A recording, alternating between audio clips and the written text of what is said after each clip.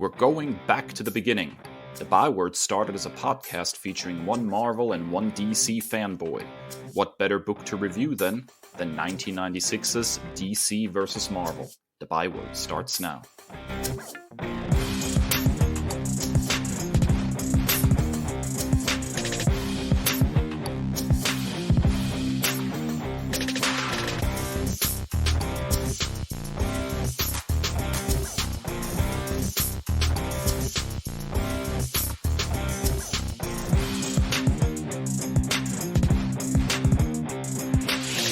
Ladies and gentle nerds, welcome to episode 163 of the Nerd Byword podcast. I'm Dave, I'm here with my buddy Kris, and this week we are reviewing the 1996 event comic DC vs. Marvel, pitting heroes from the two respective companies against each other in a battle for survival.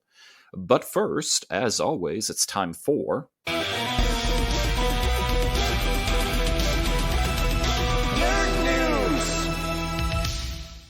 All right, Kris, what's new?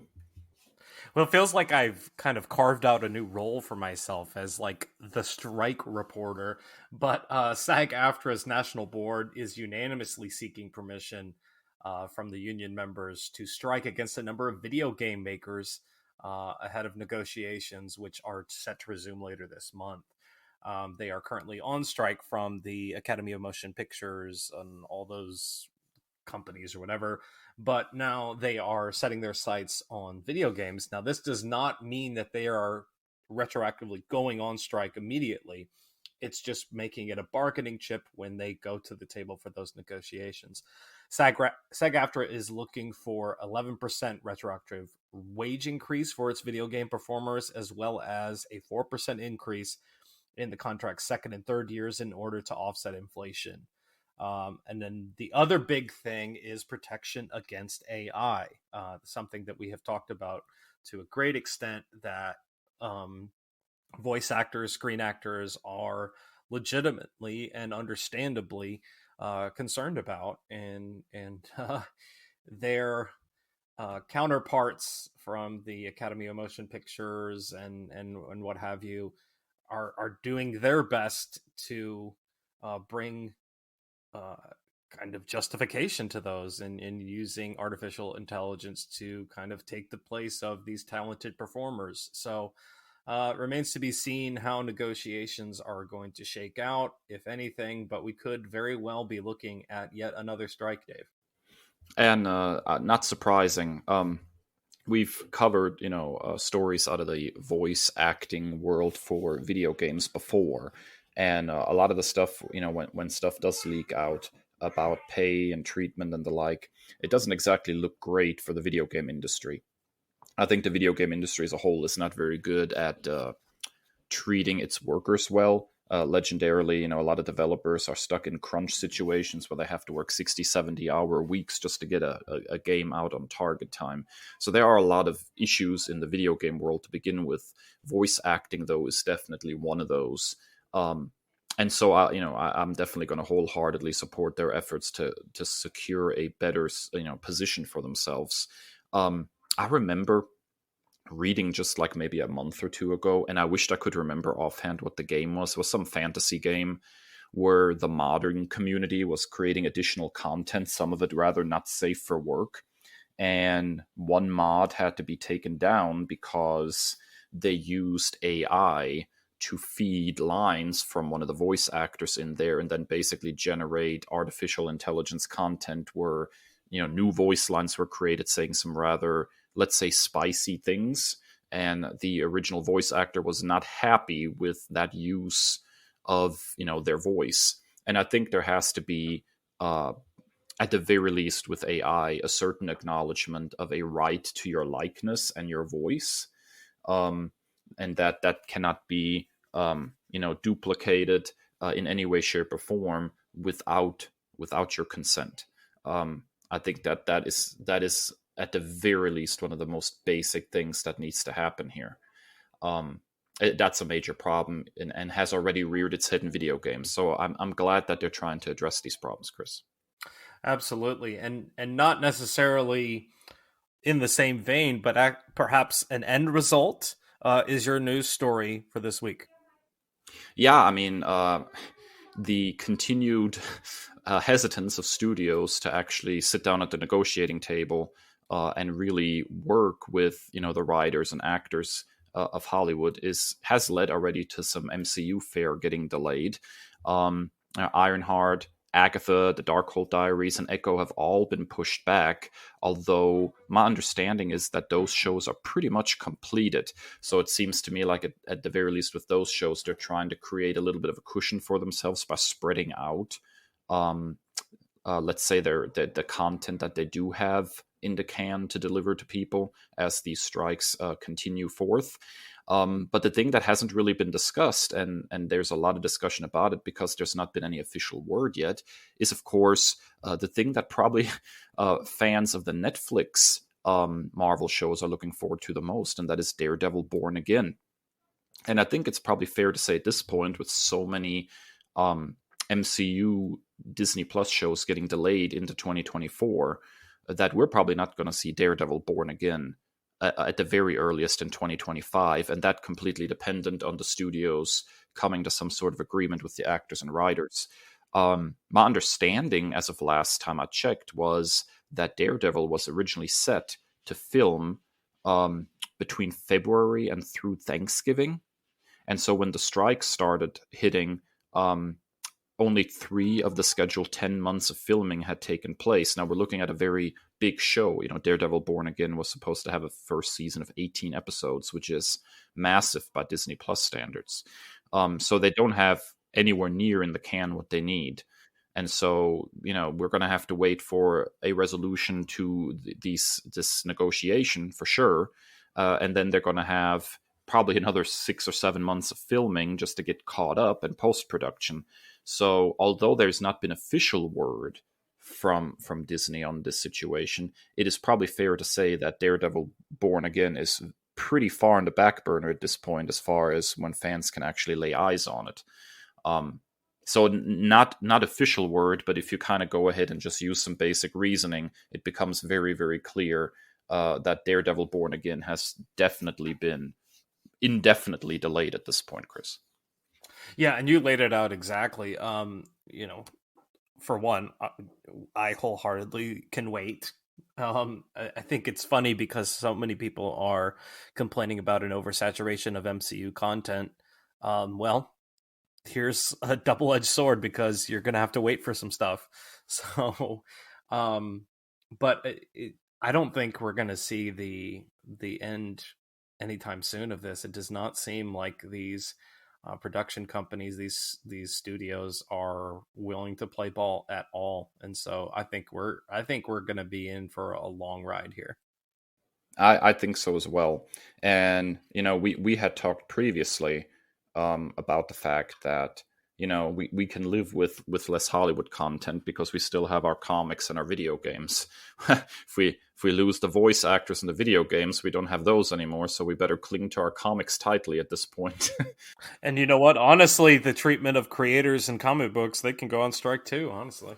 I would not be surprised, to be honest with you. But yeah, I mean, it's becoming an increasingly interesting situation. Alrighty, folks, there you have it. That's it for Nerd News. If you have any thoughts or opinions on the strikes and how those are affecting the content coming your way, and the studio's inability to apparently negotiate in good faith, then please go ahead and get on social media. You can find us at nerdbyword.com on most platforms, and let us know how you feel about these stories. We'll take a quick break, and when we come back, we are reviewing 1996's DC versus Marvel Comics, so stick around.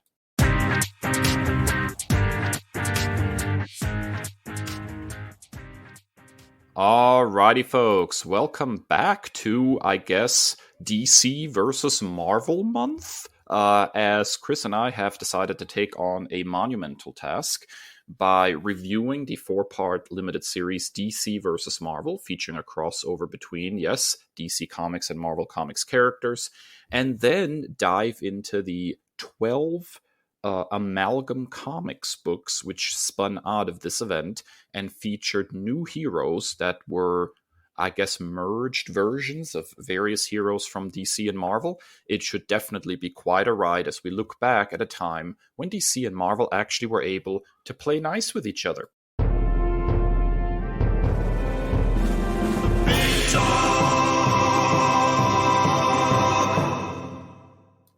So DC versus Marvel, or Marvel versus DC, because they actually flopped the title for issues number 2 and 3, I believe, to Marvel versus DC, was a comic book miniseries. It was an intercompany crossover between Marvel and DC Comics that was published between April and May of 1996. Each company actually was responsible for 2 issues of this series. It was written by Ron Mars and Peter David, and featured art by Dan Jurgens and Claudio Castellini. The plot is absolutely bonkers. The team-ups, matchups are absolutely bonkers. There's so much to unpack here. So what we're going to do is we're going to use our usual patented method for reviews, in that we each pick 3 things we really liked and 3 things we didn't like so much, and then we will give it a final verdict. So Chris, we're going to go ahead and start off with you. What was the first thing you really liked about DC versus Marvel? Or Marvel versus DC.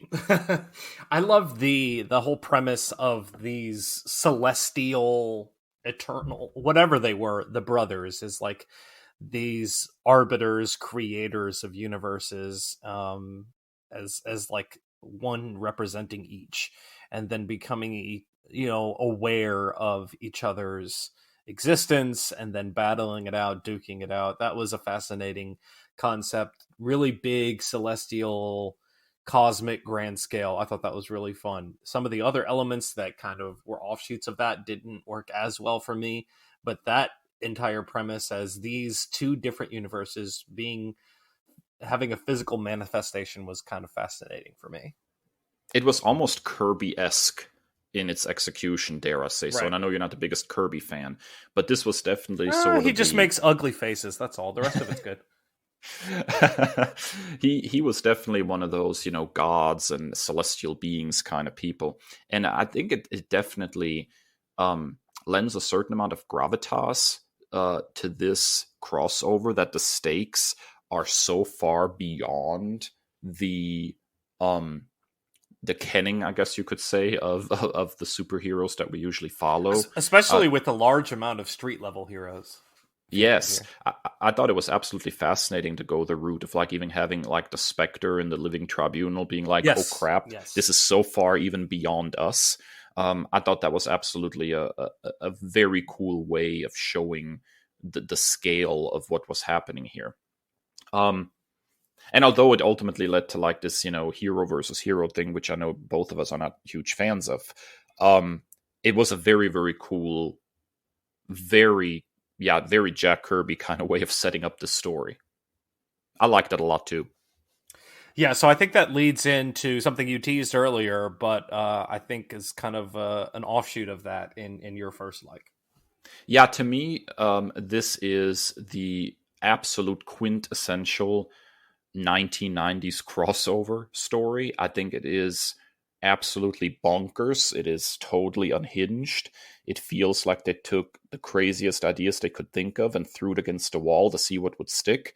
And that, I think, is very much a staple of 90s storytelling, especially because during this time period, there was a lot of financial trouble going on at Marvel in particular, but also at DC. And this crossover was in part a way of trying to energize the industry a little bit and raise interest in these characters. So there is almost a little smell of desperation around all this, which a lot of 90s events had. I mean, if we look, for example, at like the death of Superman in 93, or Batman Nightfall, or the Clone Saga, and this huge, long-form, very radical storytelling that sometimes worked and sometimes didn't, as a way of trying to drum up interest in an industry that was really struggling.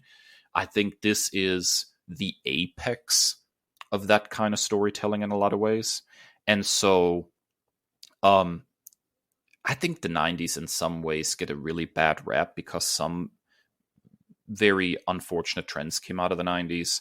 But at the same time, there was a level of holy crap, I have no idea what's going to happen next, that was taking place during that time period that I almost miss in more modern comics.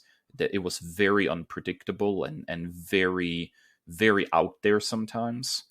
And so there is something fun about revisiting that kind of madman storytelling, I guess. Like, we need to find a way to shock people, to awe people, to interest people, because our industry is going through financial difficulties. That is not really present so much anymore today. That sort of anything goes vibe. And I really, really like that about this miniseries. It does feel like anything goes and anything could happen.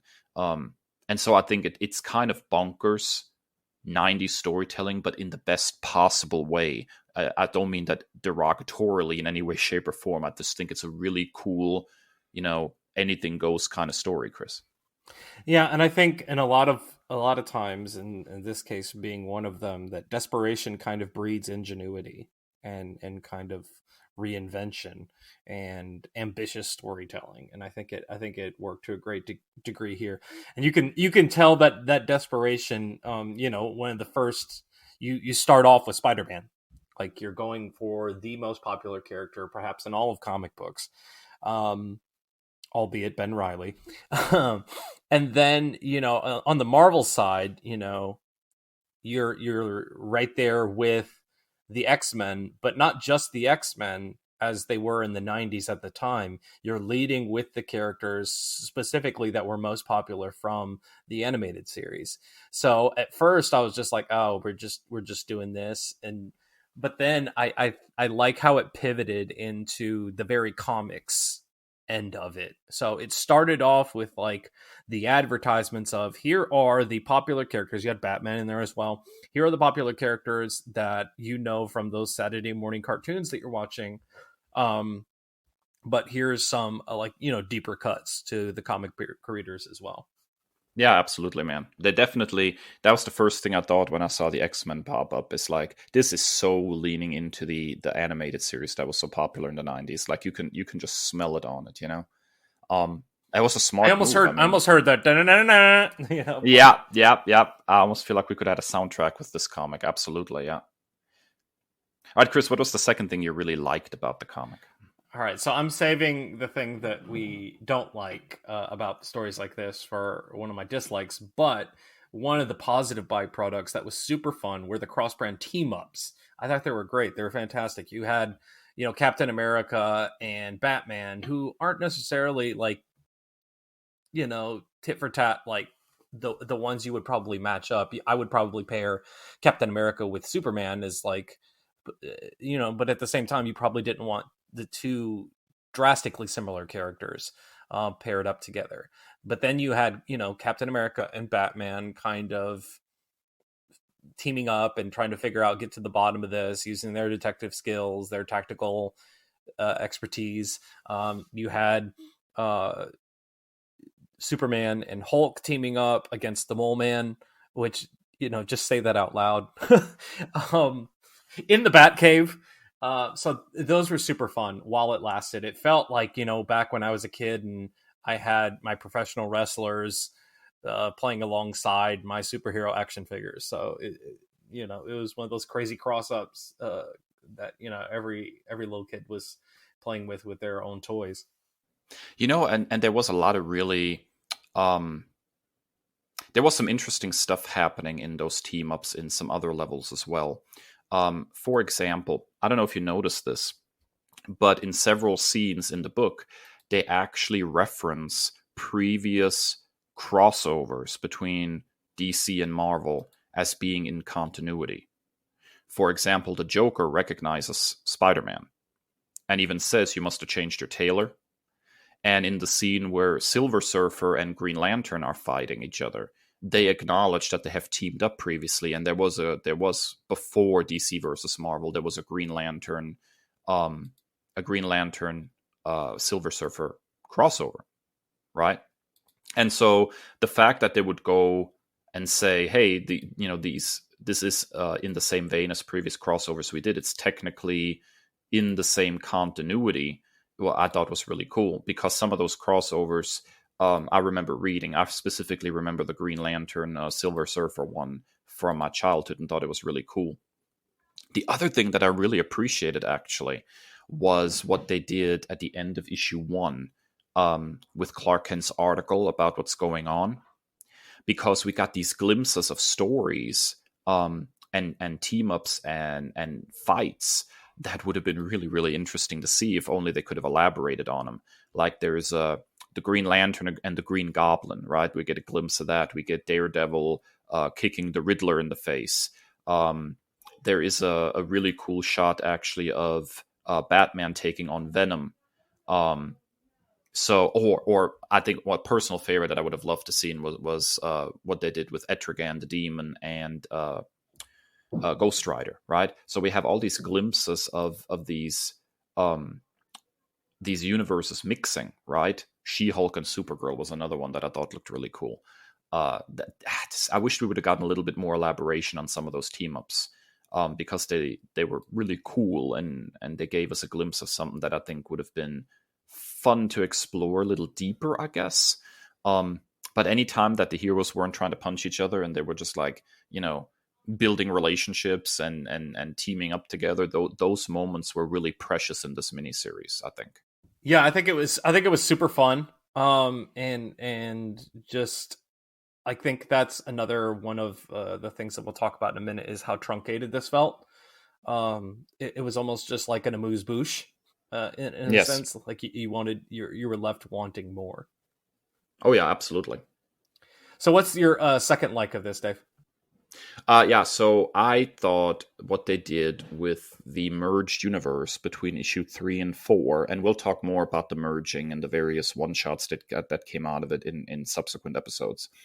But I absolutely adored that as a curveball, that they stood there and said, okay, we're pitting these two universes against each other. We lay out the conceit that only one universe can survive, and then we're going to throw you a curveball and say, hey, we're going to go ahead and merge the two universes, but not just merge the two universes, but also merge individuals within those universes to create new yet familiar heroes. I thought that was a great curveball at the end of issue 3. I remember reading this as a kid, and I was thinking, what the crap just happened?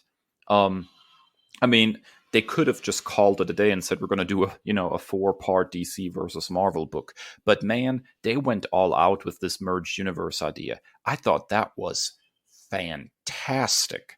And I can't wait to actually revisit some of them. They're of various quality. I mean, I'm not going to lie. Some of them are really strong, I think, and some of them are not nearly as interesting or good. And there are some bad comics that came out of this, at least in my opinion. But the idea, the tenacity, the absolute guts to say we're going to go ahead and merge characters from DC and Marvel to create new characters and see what happens. I adore that idea. It was a great cliffhanger at the end of issue 3 and a great concept, Chris. Yeah, and I think it's because I'm left wanting so much more. I'm excited to dive into those because it's just really like such an unexpected thing. Like you said, it's a curveball. It's an off-speed pitch. Like I was not expecting that. I was, sitting here with the only one universe can survive, being prepared for the ultimate solution to that. And then here's something completely different. So it's something I'm greatly looking forward to because it was such a pleasant surprise. And, I know I have a leg up on you on this because I read this actually back in the day when it came out. But they play around with this quite a bit. If I remember correctly, there's 12 issues of this merged universe that they released, 12 one-shots. And then I think there's like a second wave where they did like another 6. And then they did a sequel miniseries about the character Access called All Access, where they do additional crossovers between DC and Marvel. So more on that later. Yeah. So you could say that the crossover and the cooperation between the companies became almost formalized by this crossover, right? Like they had done a few crossover one-shots here and there, but here they were basically saying we co-own this character basically access, and we're going to use this character to continue to do crossovers.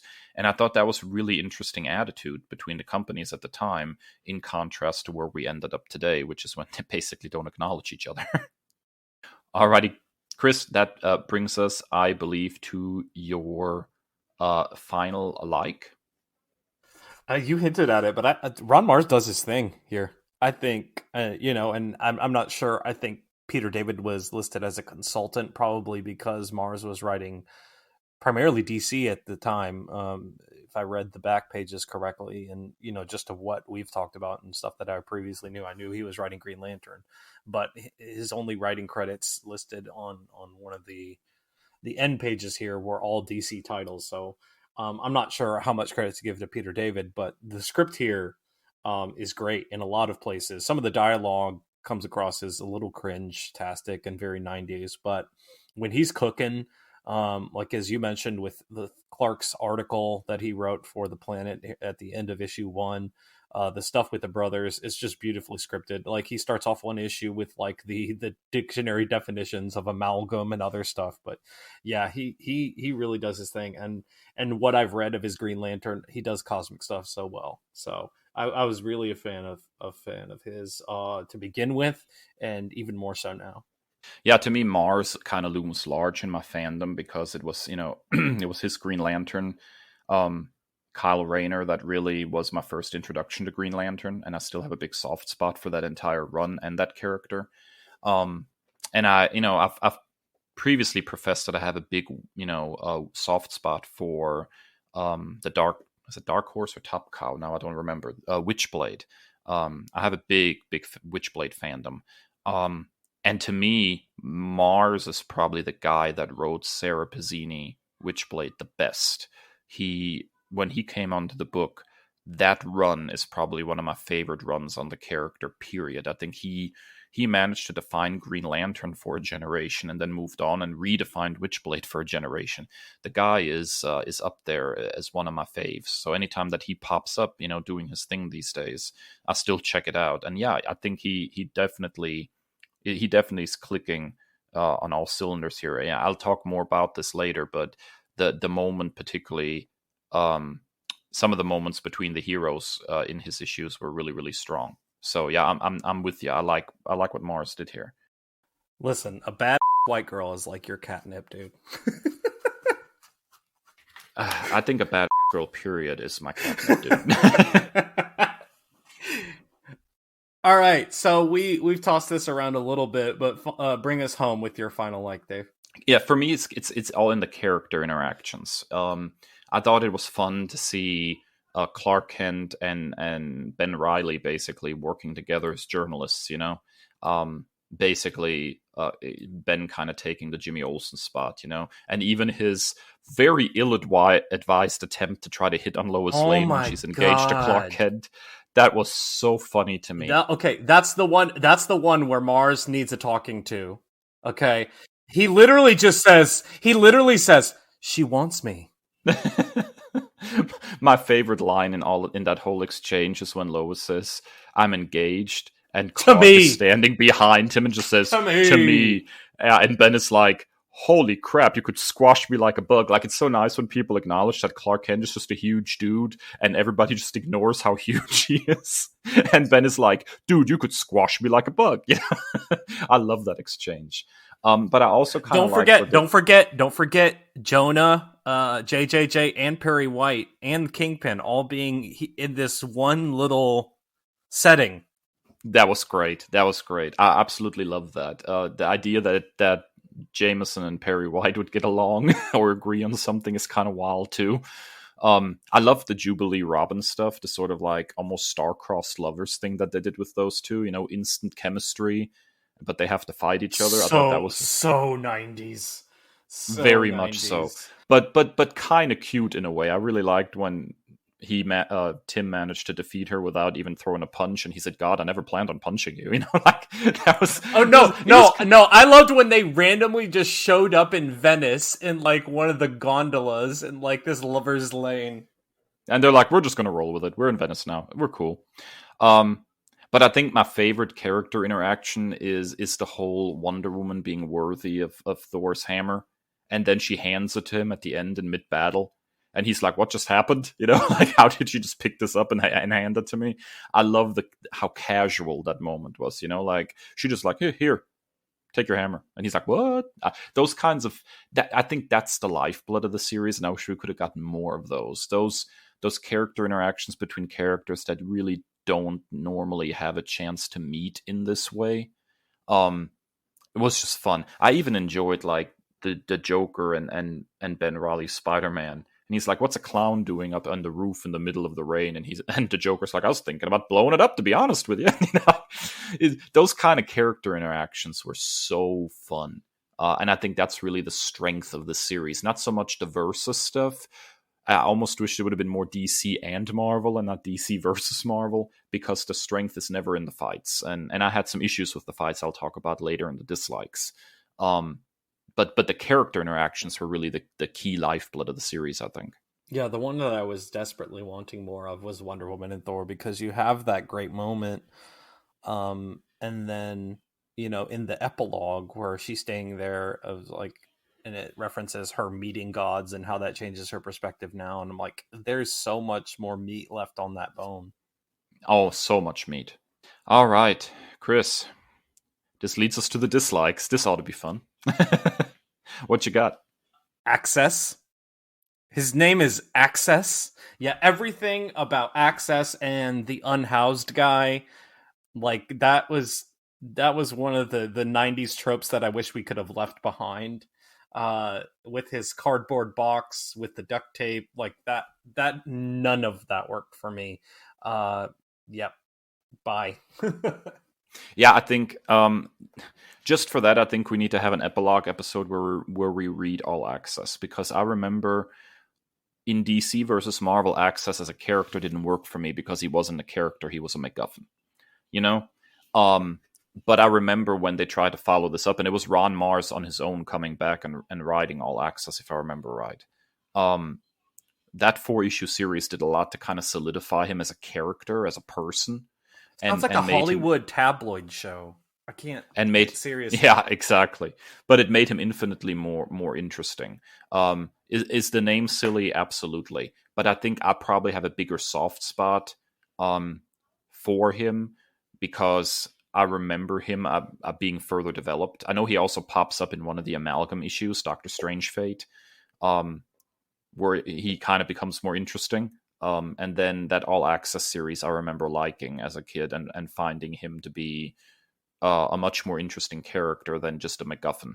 But yeah, he doesn't go very far here. He's just a MacGuffin here and not a real character. But I'm not surprised because, as we've talked previously, it's a short series and there's a lot that they crammed into 4 issues here.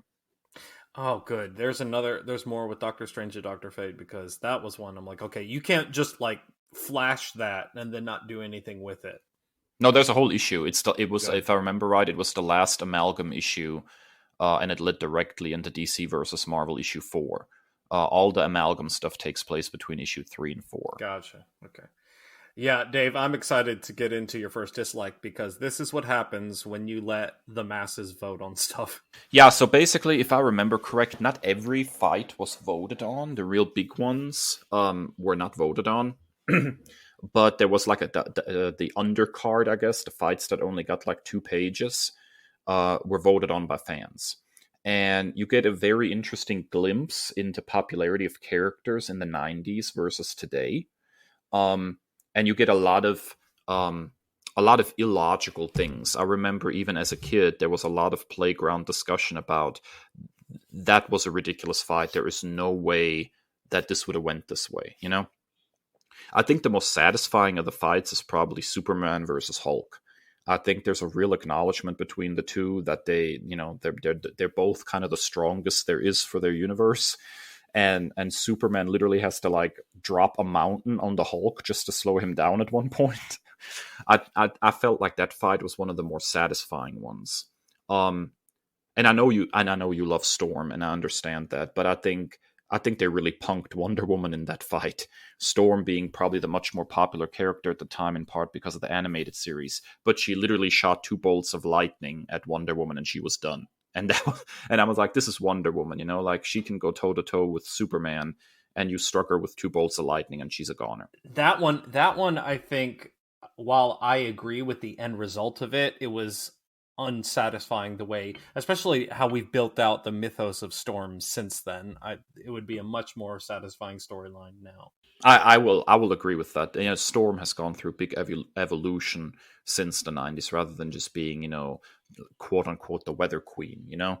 Um, but the power level in that particular match at the time for the 90s seemed very mismatched.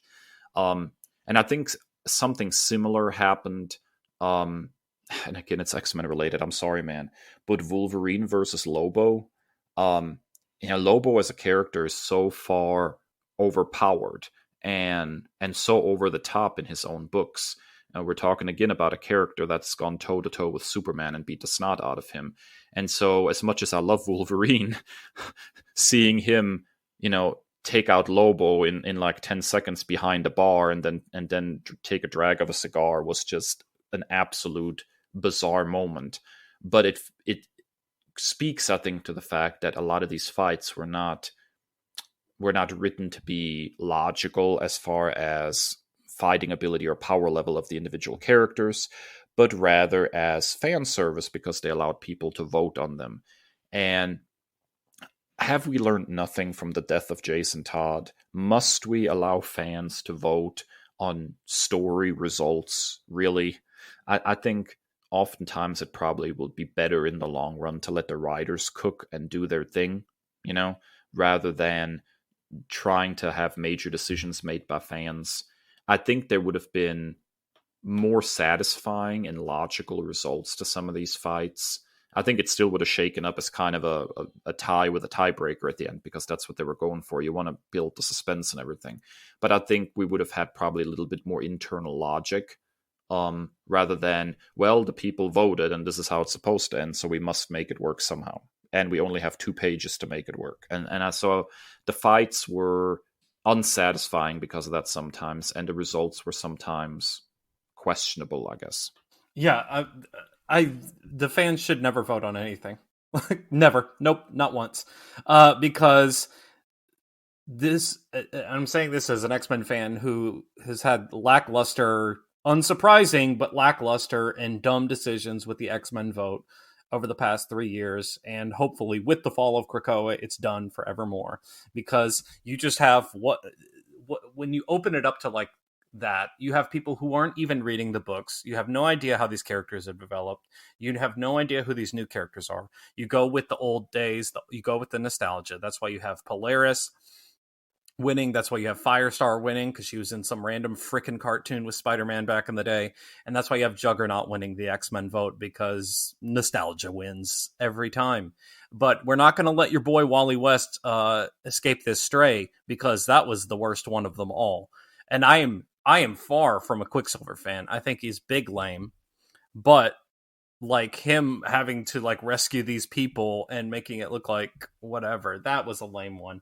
Also, speedsters just suck. Well, some do. I'm a big Wally West fan, and I might still convert you eventually. But yeah, I mean, it's fair to say that fan voting is just not a good move. There's a reason that we hire writers, right? instead of letting the fans decide what it is they want. But yeah, I think that was probably part of the problem. It was an interesting concept, I think, but it kind of failed in certain places in execution for sure. All right, Chris, what was your second dislike of DC versus Marvel? The organization of the panels was disorienting at times. It made it hard to like follow where I was supposed to be at, and I had to reread certain pages. So I guess a minor nitpick, but the panels were just kind of all over the place sometimes. Yeah, and that again I think feels like very much a 90s thing, you know, like extreme paneling. So because I read so many 90s comics in the 90s, I kind of find myself falling easily back into following that kind of structure. But I will admit that I think the way pages are organized these days in more modern comics are infinitely more easy to follow. I think that they've learned their lesson at the very least from some of the more confusing layouts that we got back then.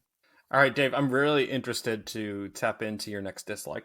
Yeah, so I remember, God, I think I was reading an interview. May have been Ron Mars, may have been Peter David, may have been one of the editors. I don't remember. It's been a while, but I remember when they were in the planning stages of this, there was a lot of internal discussion at both DC and Marvel whether they wanted to make this series basically with classic versions of their characters, or whether they wanted to make it an in continuity tale. In other words, it had to be reflective of the continuity at each company at the time. And Mars, I believe, if I remember correctly, was a big advocate, at least that's what I read online, of using the classic versions of the characters to make it a timeless tale rather than trying to mar it with current continuity. And so I think that would have probably been the better call here, because some of the oddest, most difficult to explain, and even cringiest stuff that pops up in this book is because it is marred in 90s continuity. 90s continuity means you get Aquaman that's missing a hand and has a hook for a hand, right? Which is not the classic incarnation of the character, although I will freely admit I have a very big weak spot for this version of Aquaman. I like him a lot, probably because he was featured in Morrison's JLA. But then you also get the Ben Reilly of it all. And I'm a big Ben Reilly fan. I'm a big fan of even that Spider-Man suit, I cannot lie. I think that design rocks. But it is difficult when you are trying to market this book to DC fans to say, well, here's Spider-Man, but it's not Peter Parker, it's Ben Reilly. But They even but did then a they weird thing. They did a weird thing where they're yes, like, "My work name is Peter Parker." yeah. So they tried to like sneak it in that he could be called Peter for the rest of the book, just to try to weasel your way away from that continuity a little bit. Have your cake and eat it too. And let's not forget, most of all, Slut Thor is definitely a choice Dominatrix of a Thor design. is a vibe. Yes, Holy smokes, was that a the choice? Body Shop Thor. I don't even know what to say about that. Daddy Thor. But whoever designed that was hammered, if you get my meaning. So hey.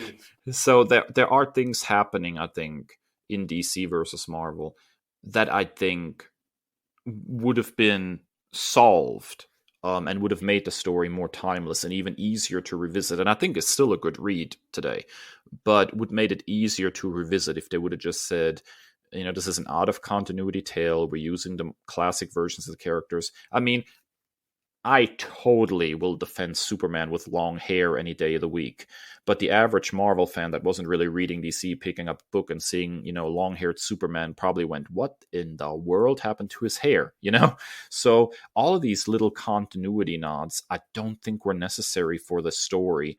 And in some places, probably was extremely distracting to people who were not versed in both companies' continuity at the time.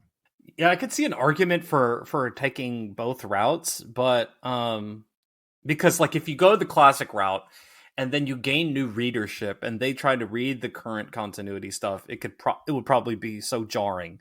But I guess if you're just upfront with it, I don't know. But yeah, it was definitely a moment in time, and maybe going with the current continuity kind of just adds to the shtick of it all. So I can see both ways. Yeah, I mean, I'll tell you what's hilarious about Spider-Man in particular, right? So by the time we hit All Access, which came out, I think, a year later or something, the sequel to DC versus Marvel, the first issue features another crossover between Superman and Spider-Man, and the Spider-Man in that book is Peter Parker. And the only way that they can acknowledge it is to basically have him say that he changed suits. Continuity basically messed up the whole thing that these people kind of knew each other, because now you have a different person under the mask, and he's just like, yeah, I'm wearing a different suit, and just moving on from it, never even really acknowledging that there was some kind of current continuity shenanigans going on. So Honestly, that's how I feel we should treat Ben Riley in most cases. But Oh, come at me, bro. I love Ben Riley. Dude was cool. You weren't there. You didn't live it like I did. thank I'm God for starting that. to sound like I'm starting to sound like Bane in The Dark Knight Rises. Right? I was raised in the 90s on comic books. You came to them later, you know? Not you gatekeeping comic. All right, Chris, we have one more dislike, I believe.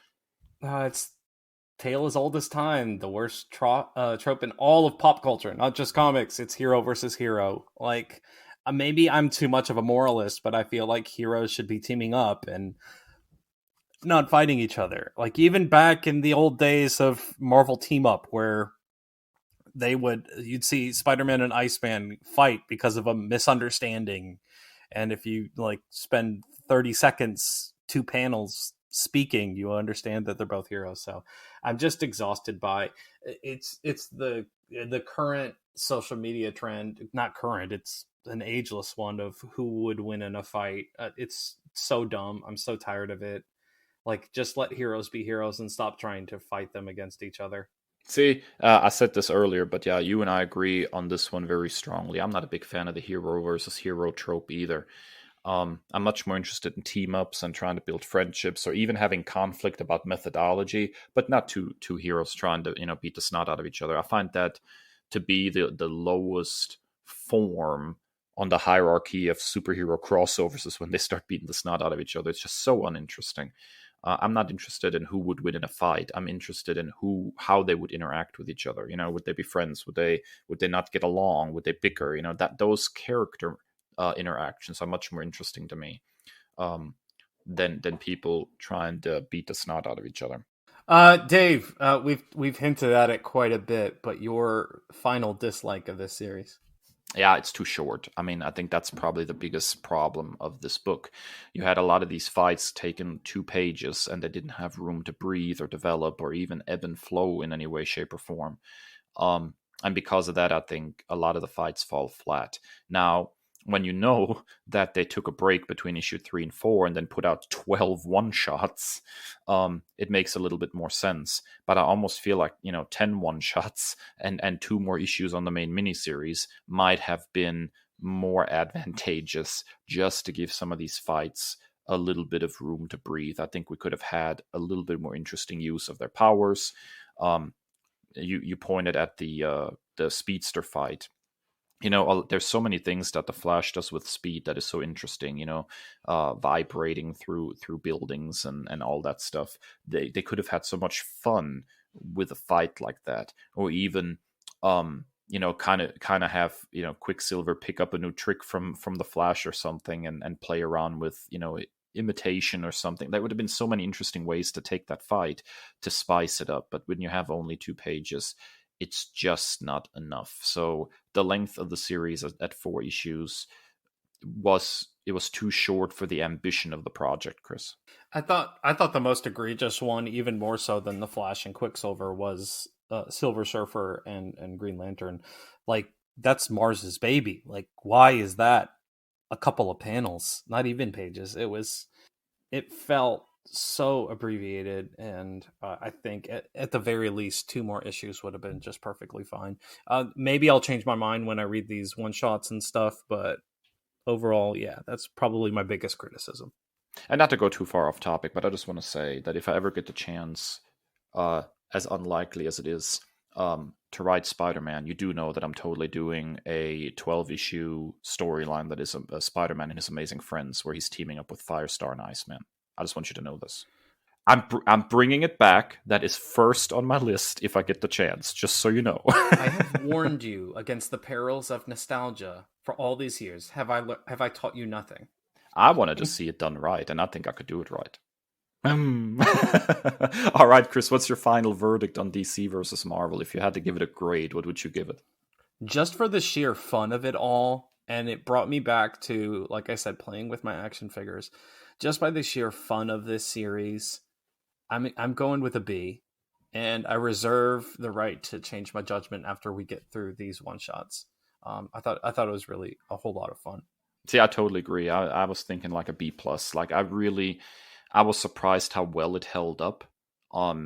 Considering I read it in the '90s, and I remember liking it at the time, but rose-colored glasses, and I was a kid and everything. It's kind of hard to how hard to be sure that the things you liked as a kid actually hold up. But I thought in this particular case, despite its flaws, you're right. There was a lot of fun to be had here, and it's definitely a B plus kind of book, I think.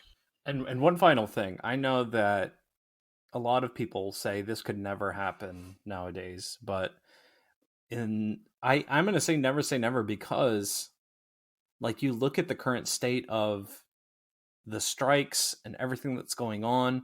You have WB stripping things for parts. You have Disney looking at possibly doing the same thing with their subsidiaries like ESPN. You never know. I mean, as it stands right now, probably not. But we also said that we were also writing off the X-Men and the Fantastic Four just a couple of years ago, and now look how things have changed so dramatically. So I'm holding out hope that we could do this again. And I will go so far as to say that, and this is something to revisit, I think, when we talk about Amalgam, but there's been so many new characters introduced and so many changes at both companies. I'm even interested just to revisit the merging of characters. Like, who in the world would you merge, for example, Miss Marvel for over at DC? Or who would you try to merge Blue Beetle with from Marvel? Like, those sorts of things, I think, still have a relevance. And I think even revisiting that concept, not just a versus concept or a crossover concept, but even the amalgam concept, I think would be super interesting given the state of both companies. The answer you're looking for is Jaime and Miles. Jaime and Miles would be such a cool merge, man. Yeah, the blue spider, the design, the spider beetle. The costume design alone would melt your face off. Oh my god, that is such a great idea. Like, I would love to see that. But there's so many cool things that have happened in the meantime. I would love to see, like, who do you merge Cassandra Cain with? Batgirl from DC. Like, who do you merge her with over at the Marvel side? Like, there's so many White cool Tiger. discussions here. White Tiger, who desperately needs more screen time, page time. I'm still writing angry letters to Marvel editorial as to why Ava Ayala or any iteration of that character is not in the pages right now. It's giving Latinophobia. It's giving Latinophobia. Yeah, there's just some cool stuff. So revisiting this concept would be, in modern times, would be super interesting. Alrighty, folks, there you have it. Have you read DC versus Marvel lately? Maybe you should revisit it. And if you do, we'd love to hear what you think of this series. You can find us on social media at Nerd Byword and individually at That Nerd Dave and at That Nerd Kris. We'd love to hear your thoughts. Let's take a break, and when we come back, it's time for Nerd Commendations, so stick around.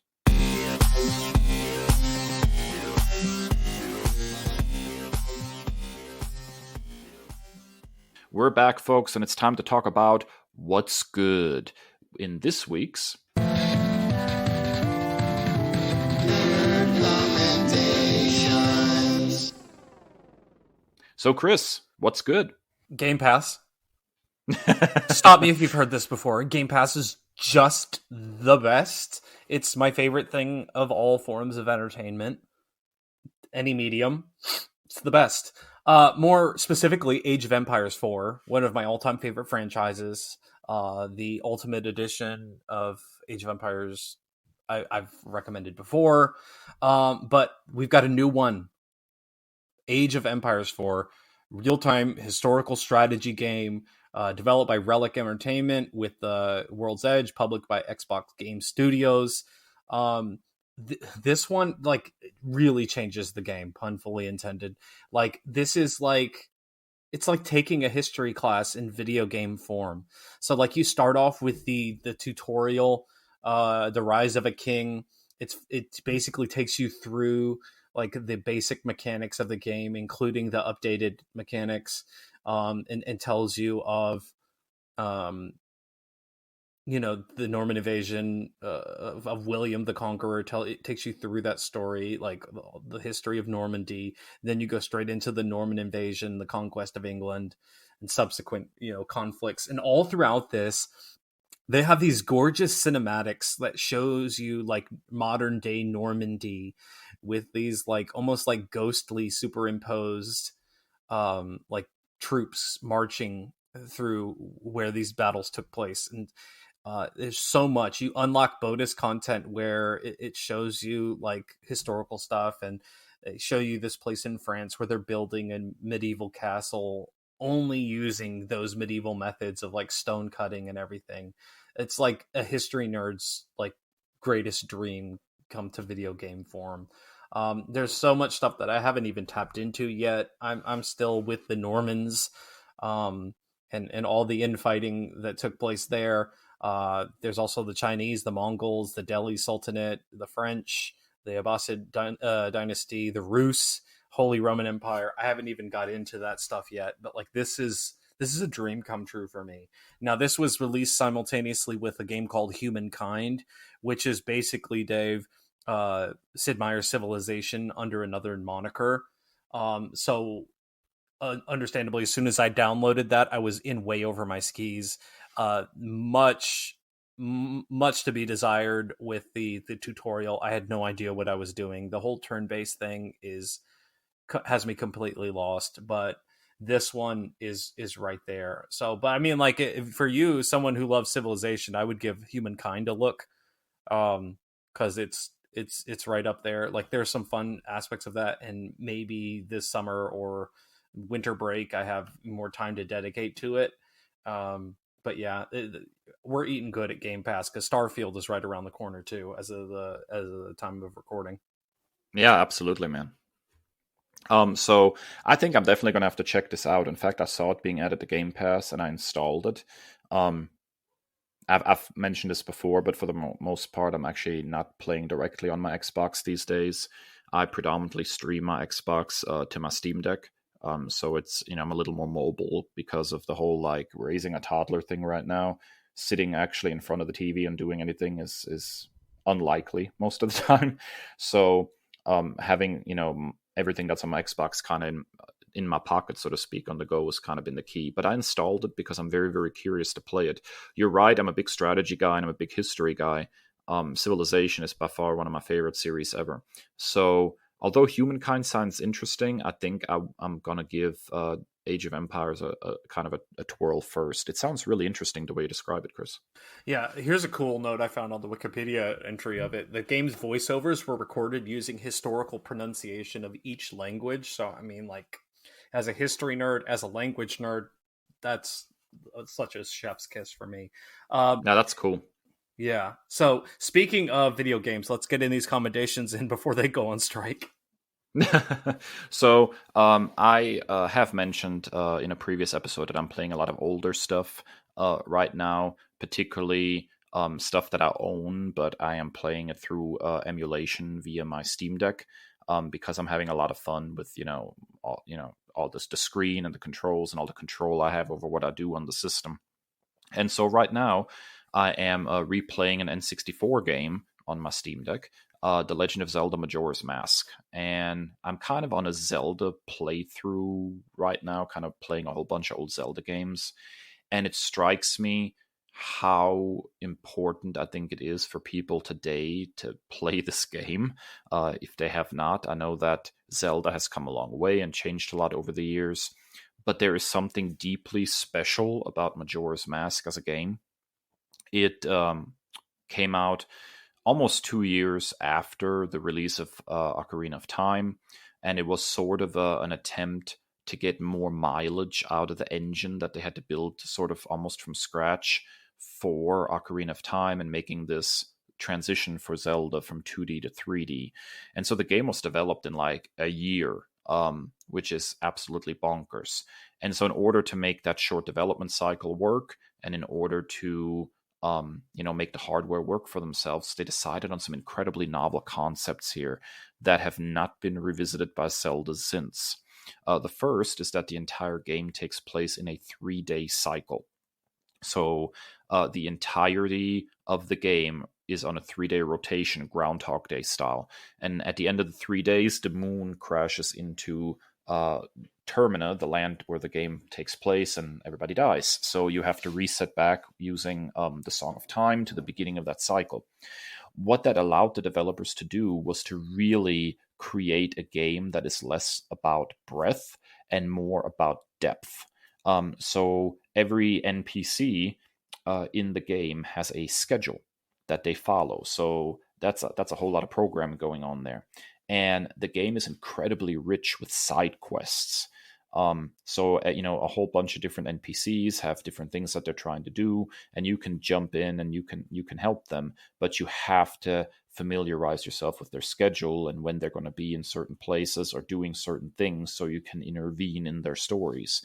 And that is an absolutely fascinating thing. It's an incredibly deep experience to get to know all these characters and their schedules and their wants and what they're trying to achieve, and then how those various stories intersect. It's a level of complexity that is fascinating for this time period in Zelda's development, I think. And still, I think this game features some of the richest and most rewarding and interesting side quests and side stories in all of Zelda.